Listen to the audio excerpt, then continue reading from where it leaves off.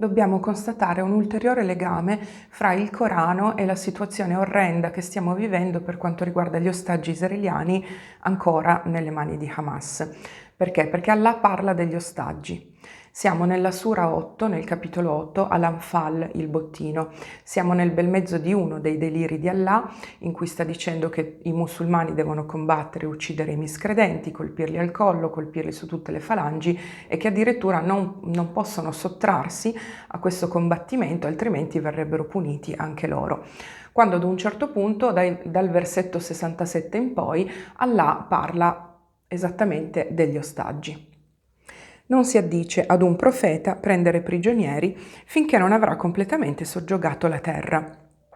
Voi cercate il bene terreno, mentre Allah vuole darvi quello dell'altra vita. Allah è eccelso, saggio. Sì, come no. Se non fosse stato per una precedente rivelazione di Allah, vi sarebbe toccato un castigo immenso per quello che avete preso. Mangiate quanto vi è di lecito e puro per voi nel bottino che vi è toccato e temete Allah. Egli è perdonatore, misericordioso.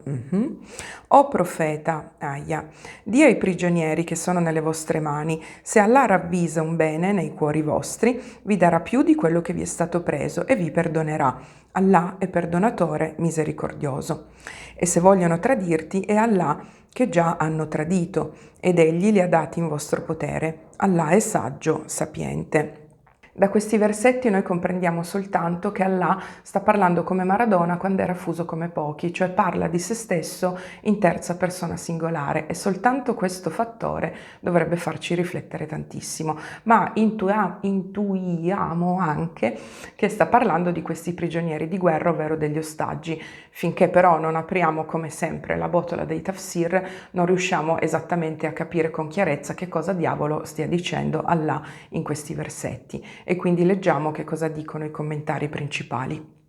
Ibn Abbas: non si addice ad un profeta prendere degli ostaggi se prima non ha compiuto dei massacri sulla terra. Al-Jalalain: nel contesto della battaglia di Badr, Allah ha detto che non si devono prendere ostaggi se non dopo aver fatto un massacro sulla terra. Maududi: non c'è niente di male nel prendere degli ostaggi, chiedere un riscatto per soldi, semplicemente l'operazione non può essere prioritaria rispetto al comando più importante, ovvero uccidere gli infedeli. Ibn Kathir anche conferma tutti i precedenti tafsir dicendo che solo dopo aver compiuto un massacro si possono prendere degli ostaggi, ed è poi proprio Ibn Kathir che aggiunge tutta una serie di dettagli che chiariscono la circostanza in cui Maometto riceve questa rivelazione orrenda, che tutti questi dettagli sono ancora più chiari nella Sunna in questo hadith. Nel giorno della battaglia di Badr i musulmani hanno ucciso 70 persone e altre 70 le hanno prese come ostaggi, come prigionieri di guerra. Maometto si consulta con Abu Bakr e Omar per capire cosa fare di questi 70 ostaggi. Abu Bakr risponde di tenerli come ostaggi e chiedere un riscatto in denaro, perché questo darebbe forza ai musulmani contro i miscredenti e potrebbe anche far convertire qualcuno all'Islam. Chissà che voglia che avrei di convertirmi all'Islam se fossi in ostaggio. Omar invece risponde di decapitarli tutti e 70. Consegna Akil ad Ali, così lo decapita lui, e consegna a me queste altre persone, così le decapito io. Del resto si tratta dei leader dei miscredenti.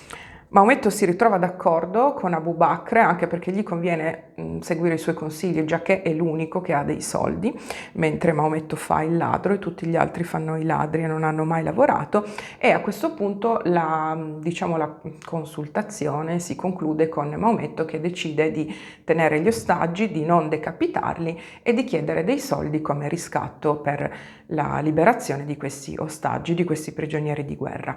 Andrebbe tutto bene se non che il giorno dopo Omar si avvicina a Maometto e Abu Bakr e vede che stanno piangendo e c'è uno scambio, un dialogo che è demenziale, sembra di essere in un film di Massimo Troisi con Lello Arena, tutti e due nel deserto, perché Omar si avvicina a Maometto e gli dice: perché piangi, Maometto? Dimmelo, così potrò piangere con te, oppure potrò far finta di piangere con te. Sì. Tutte aquile sempre. Ok, Maometto, che appunto un po' decapita e un po' piange, gli risponde questo: Piango per il dolore che abbiamo inflitto sui familiari degli ostaggi. Ho visto la tortura a cui li abbiamo sottoposti. Per questo motivo Allah mi ha dato questa rivelazione. Non si addice prendere degli ostaggi finché i miscredenti non siano stati vinti del tutto. In altre parole, nella psiche di Maometto, sanissima psiche, Allah ha sgridato i musulmani perché hanno preso degli ostaggi, cosa che andrebbe benissimo, ma non hanno massacrato tutti gli altri. In sostanza, il comando di prendere degli ostaggi è fattibile da parte di Allah, ma non deve essere più importante del comando di uccidere tutti quanti. Per questo motivo, il 7 ottobre, quando le bestie di Satana, cioè Hamas, si sono introdotte nei kibbutz, in particolare non tanto al rave, hanno poi incendiato tutto. Queste sono alcune delle fotografie che ho scattato a Kfar Aza, praticamente davanti alla striscia, e da questo kibbutz non è sopravvissuto quasi nessuno, ma a un certo punto, dopo aver preso gli ostaggi, non era assolutamente necessario.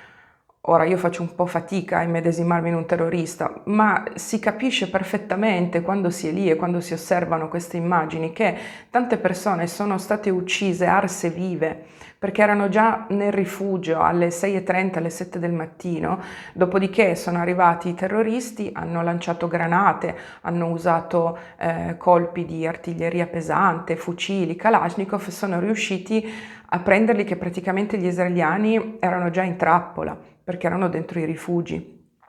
E dopo questo ancora hanno incendiato tutto, hanno incendiato delle cose, hanno cercato di fare incendiare il più possibile qualsiasi cosa, senza motivazione, senza senso, non solo per fare terrorismo. È chiaro che nessuna operazione di terrorismo ha senso, però c'era proprio questa volontà non solo di catturare gli ostaggi, ma di fare questo slaughter in the land, di cui parlano i tafsir, questo soggiogare la terra di cui parla Allah. In altre parole, senza il Corano, senza l'Islam, il 7 ottobre non si sarebbe mai verificato. Hamas, il vero nome di Hamas è Movimento di Resistenza Islamico. Hamas prende il Corano come libretto di istruzioni. Hamas prende Maometto come migliore esempio da seguire ed è per questo che la situazione in Israele ci riguarda ancora, anche se si è leggermente allargato il conflitto a campi che non sono la mia materia, perché ovviamente si è infittito, si è complicato, ma la radice di tutto questo resta sempre e comunque l'Islam, che è invece la nostra materia e quindi continueremo ad occuparcene. Hamas, come dicevo, è Islam puro. Per questo motivo vedremo presto in un prossimo video, se non mi tirano giù il canale fra 5 secondi, tutte le istanze, le caratteristiche di Hamas, che sono caratteristiche ovviamente islamiche. Senza l'Islam Hamas non esisterebbe. Ci vediamo presto, forse, grazie mille. Ciao.